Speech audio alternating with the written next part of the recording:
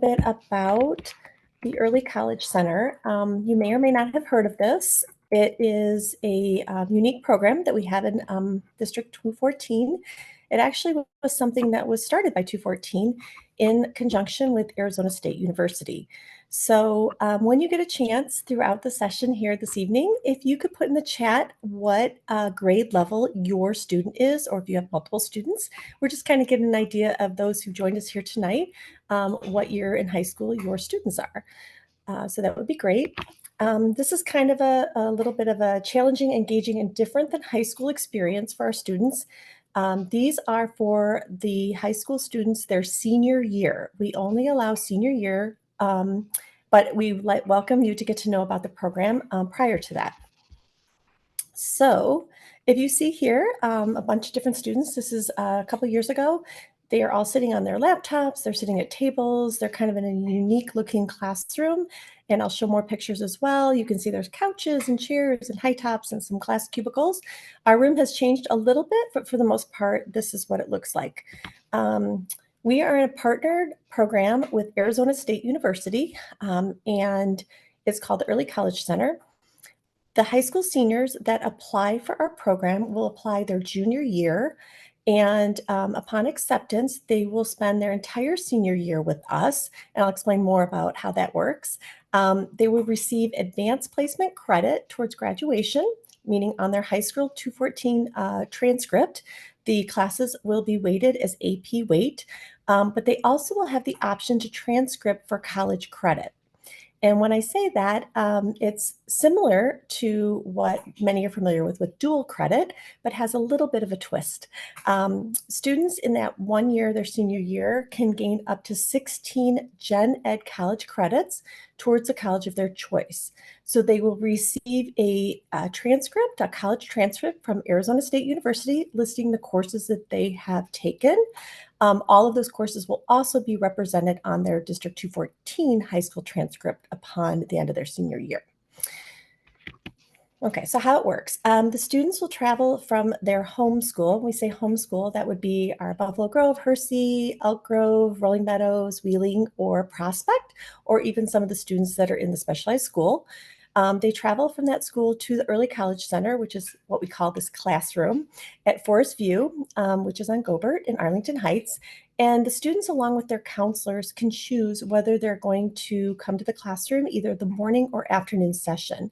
It's about 2 hours a day. We do give them travel time, so they have time. They don't start before or after the regular school day. We just fit that in, and it usually takes up about 1 to 2 blocks of their block schedule. And right now, this year, my students start at 8:35 a.m. to 10:45 a.m. or from 12:35 p.m. to 2:45 p.m. So that's the actual class time. And we give them a little travel time. We know that students are involved in before school or after school activities. We also want to make sure that they eat lunch because high schoolers and teenagers like to eat. So we want to make sure that they get their lunch time. How does it work? It's a little different than typical what we're familiar with online learning, but all the courses are online. So I'll circle back in a bit about why that is different than what you might, because I hope nobody's cringing right now about online learning. The students use our classroom laptops, so they're not required to use any of their own computers. The iPads don't work, so they have to use a computer, but we provide those. And they review video lectures, weekly assignments, labs, quizzes, midterms, final exams. All are done through an ASU platform. Our students are concurrently enrolled in this ASU Universal Learning course. So they are not admitted into ASU. However, like I said, they will get a transcript from ASU that they can take to any school, which is why we do limit this to high school seniors. But they do have the support in class. All of the instruction is provided by ASU professors. All of the grades are awarded by them, all of the content. So we are just there to facilitate those courses. But they do have the support of myself as the instructional assistant and program coordinator, as well as 2 other teachers in our building that specifically focus on math. They also have the support of all their peers, and we call them cohorts because these might not be peers from their home schools. They have learned to work together based on the courses that they're taking when they're with us. When I say high school faculty, those are the people that are helping them. And our main goal is to make sure that they learn time management. Understanding coursework in college is a little different than high school. Colleges don't run on the same schedule and they like to have things due at odd times. But there's also deadlines and assignments. So it's a great stepping stone for the student that thinks that they might want to go on to college to understand kind of a little bit about what it's about, but get used to that with the support of our program. So it is a bridge. It's a real nice bridge for them to get a little taste of that. So here's how it works. We have, like I said, the ASU faculty, they actually put together all of the materials. And these are courses that are taught at their campuses and online globally. And everything is, the grades are all awarded by the ASU professors, and then we just mimic those grades on the District 214 transcript. So if they get an A in a course, through ASU, they get an A for that course for their 214 grades. And then our goal for the ECC, our staff, we work on their coursework. We do one-on-one support.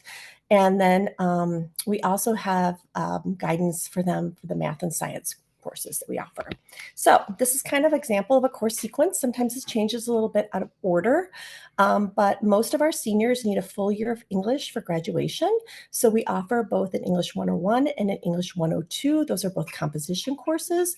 They also are equivalent to what a student would take their freshman year in college of a full year of English. And it also, like I said, takes place for their entire year of their senior year. You will see that we have it in 2 quarters. These are accelerated courses. So they will take 8-week courses, which really are the equivalent of a 16-week course in college. And that accounts for a 0.5 credit for their English requirement for graduation, but also 3 college credits for each of those courses. So for the typical freshman in college, they usually take somewhere between 12 and 18 credits. So if you look along here, you'll see kind of how many credits they would earn while they're still high school seniors. We move into our 3rd quarter and we give the students a choice based on their interest levels, maybe what they're intending to study in the future, or maybe what other requirement they need for graduation. We have had a biology course and an astronomy or solar systems course. Those are both applied sciences with a lab component. So they get 4 college credits or 1 full science credit for graduation. Or they can take sociology, which is a social science introductory to sociology, is 3 credits, or a semester or 0.5 credit towards social science for graduation. And then because seniors have senioritis at the end of their year, we give them this nice, fun little class called Health and Wellness. It's different than the health class that they take their sophomore year, but it's just a nice gen ed class for 3 credits to way to round out their senior year. And some of them still may need the credit for graduation, but most of them have gotten that by that time, and they just are able to breeze through this at the end. The last thing that I want to mention is that there's college algebra or college pre-calculus.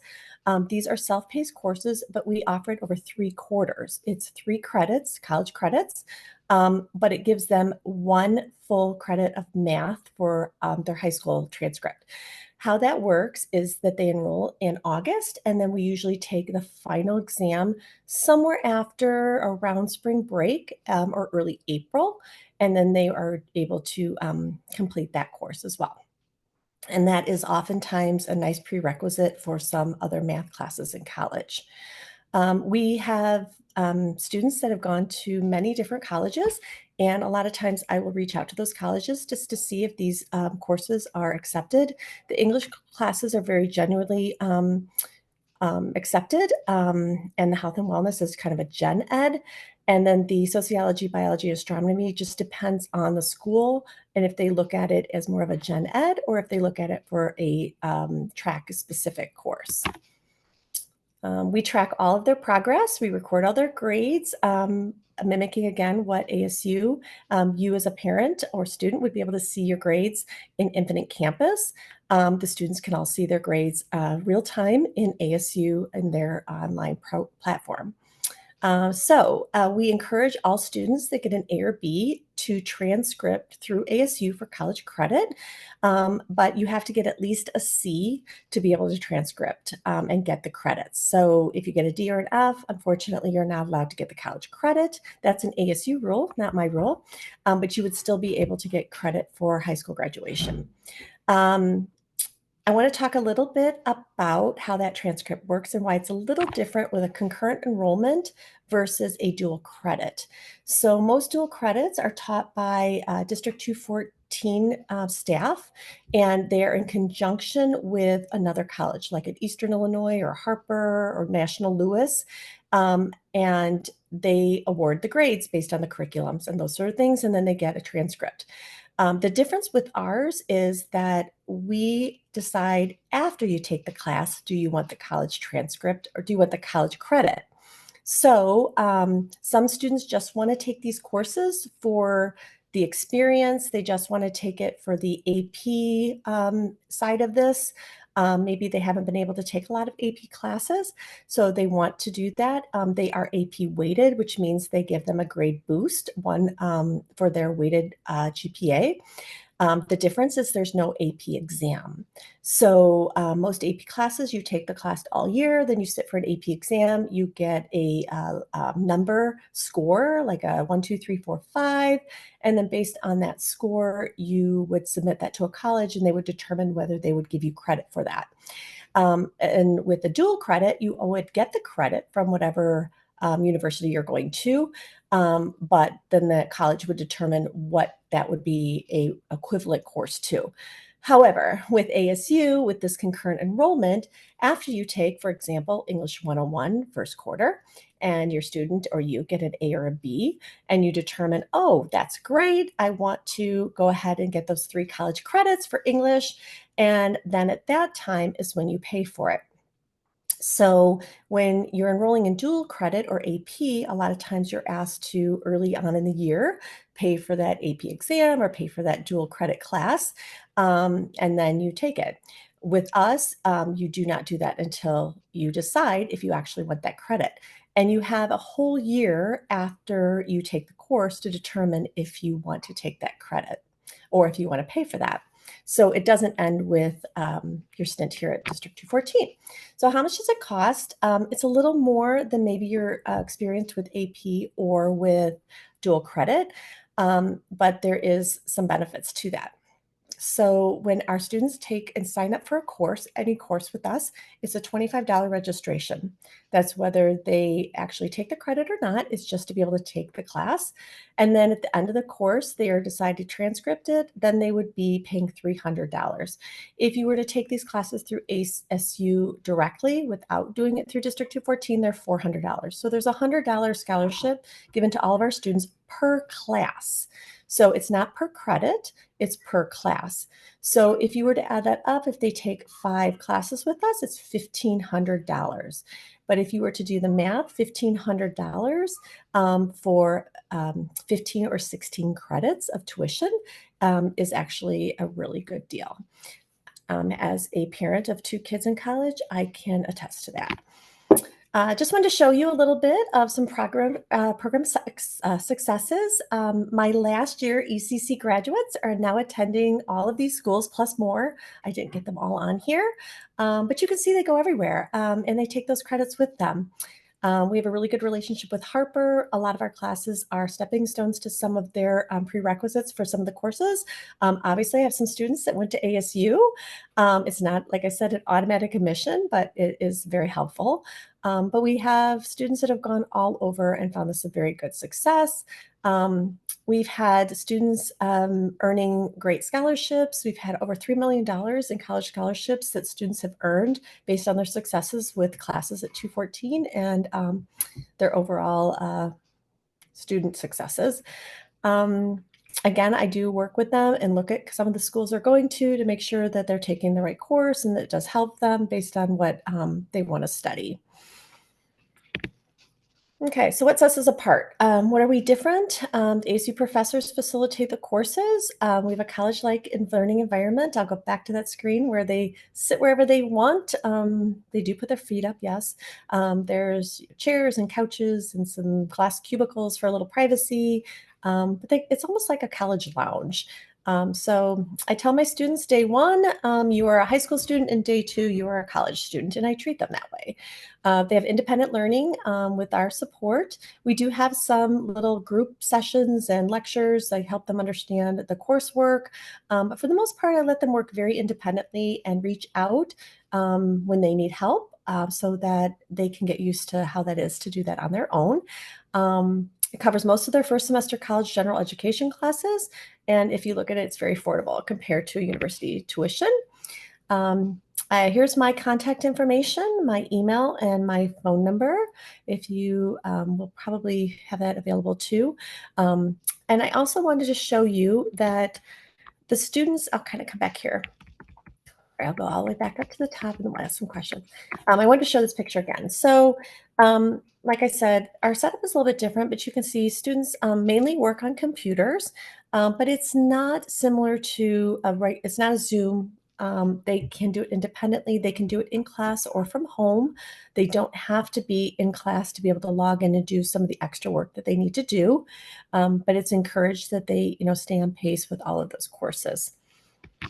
Okay, I'm gonna go back. Sorry, I'm gonna make everybody sick. Okay, there's my information. And I'm going to come back onto here.